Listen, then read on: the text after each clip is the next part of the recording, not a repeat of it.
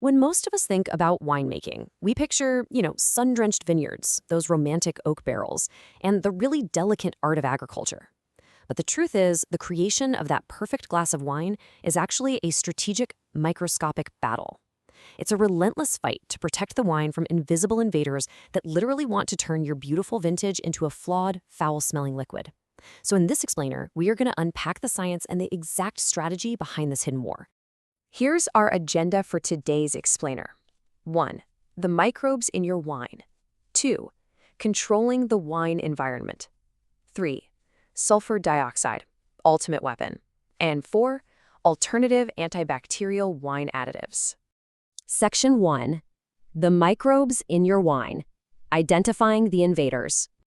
It's honestly fascinating to look at how perfectly our two main bacterial targets contrast with each other. On one side, we've got lactic acid bacteria, or LAB. They have an optimal pH of around 4.8, and they're mesophilic, which basically means they do just fine with very little air. On the other side, we have acetic acid bacteria, or AAB. Now, these guys prefer a higher optimal pH, somewhere between 5.00 and 6.00, and they are strictly aerobic. They absolutely desperately need oxygen to survive. Even their origins are totally different. You'll find pretty low populations of acetic bacteria on healthy grapes, but they absolutely thrive and multiply to massive numbers on damaged grapes. Right, before we go any further, it's absolutely crucial to define a key process here, malolactic fermentation, or MLF. This is a secondary fermentation driven entirely by those lactic acid bacteria we just talked about. And this process is the ultimate double-edged sword in winemaking. Depending on the exact style of wine being made, a winemaker might actively encourage this fermentation to really soften the wine, or they might desperately want to stop it dead in its tracks to preserve crisp, fruity flavors. So controlling this specific process is very often the winemaker's primary objective. Section 2. Controlling the wine environment. Passive defenses and terrain manipulation. Winemakers don't always need to resort to heavy additives right away. Sometimes they can simply alter the environment. By letting the pH drop closer to 3.50 post-fermentation, the environment suddenly becomes incredibly hostile to both lactic and acetic bacteria. They also use the ethanol produced during that main fermentation as a sort of passive weapon. Once the alcohol content creeps above 8 to 9%, bacterial growth slows down significantly. Combine that with minimizing aeration in barrels, which basically suffocates those strictly aerobic acetic bacteria, and starting the primary alcoholic fermentation really quickly to outcompete the invaders, while the winemaker essentially just starves out the bacterial threats. So the real kicker here is temperature management. There's one specific number you really need to keep in mind: 20 degrees Celsius. This is the exact optimal temperature for the development of malolactic fermentation. If a winemaker actually wants to encourage MLF, they hold the wine right at this temperature. But if they want to stop it, they use a really sharp cooling process to immediately slow bacterial growth. It just goes to show how incredibly precise temperature control can completely dictate the outcome of this microscopic war. Okay, but what happens if those passive defenses fall apart and acetic acid bacteria actually breach the perimeter? Well, that's when emergency interventions come into play. We're talking about aggressive physical tactics to sanitize the wine. For instance, ozonation, where using exactly 9.3 milligrams per liter of ozone can instantly reduce microbes by 50%. Or pasteurization, which means heating the wine up to 65 degrees Celsius for exactly 1 minute. Winemakers might even turn to literal microfiltration, which involves passing the wine through incredibly fine filters with a tiny 0.22 micrometer pore size to physically strip those bacteria right out of the liquid. Section 3. Sulfur dioxide, ultimate weapon. The heavy artillery of winemaking. Sometimes, though, physical manipulation just isn't enough to get the job done. Now we have to bring in the heavy artillery. Let's introduce the winemaker's most powerful yet highly complex chemical weapon, sulfur dioxide. Sulfur dioxide, or SO2, is almost impossible to replace in modern winemaking because it has these unbelievable broad-spectrum defensive superpowers. It acts as a potent antimicrobial agent. It's a fantastic antioxidant that completely prevents the loss of color and aroma. And crucially, it acts as an antioxidase.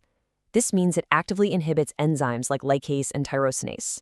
Those enzymes cause disastrous browning and flavor loss, usually coming from grapes affected by botrytis rot, and they will severely destroy a wine's flavor if they are left unchecked.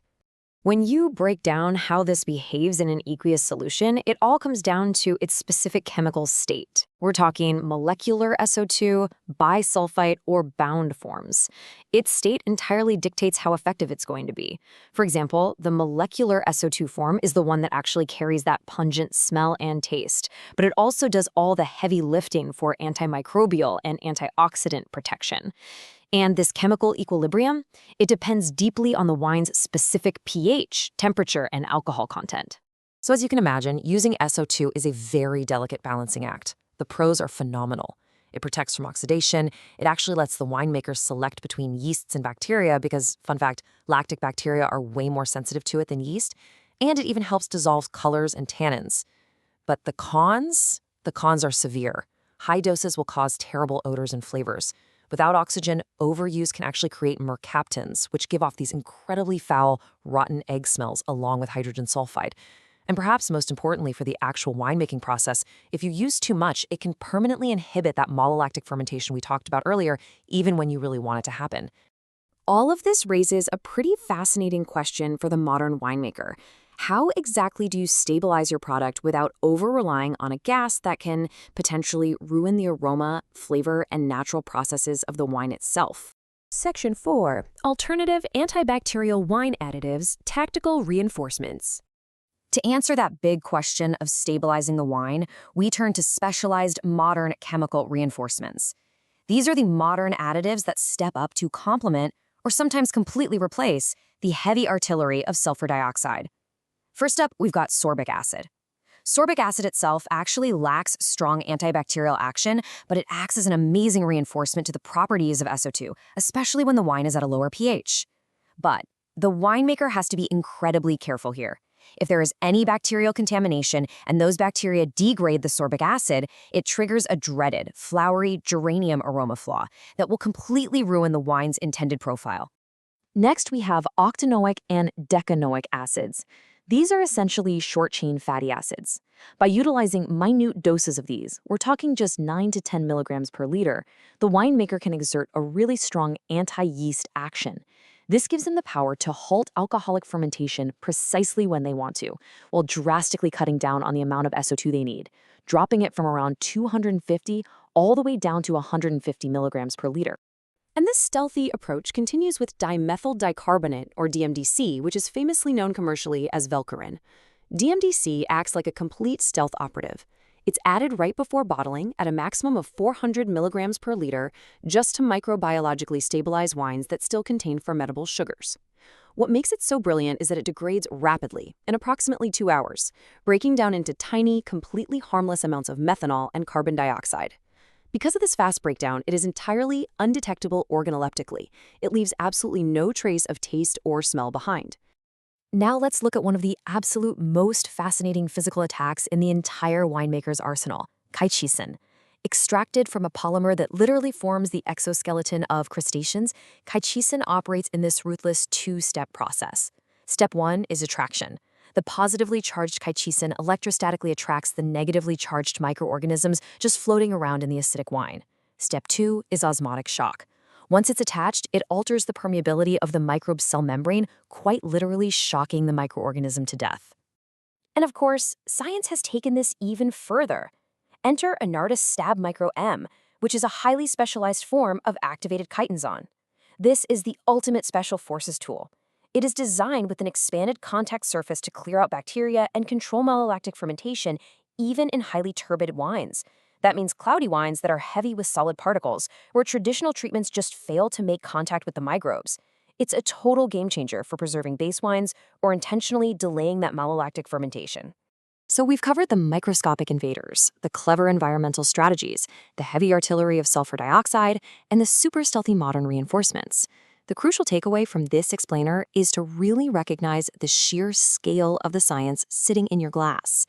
Every perfectly balanced, flawless bottle of wine is actually the triumphant result of a massive, unseen microbiological battlefield.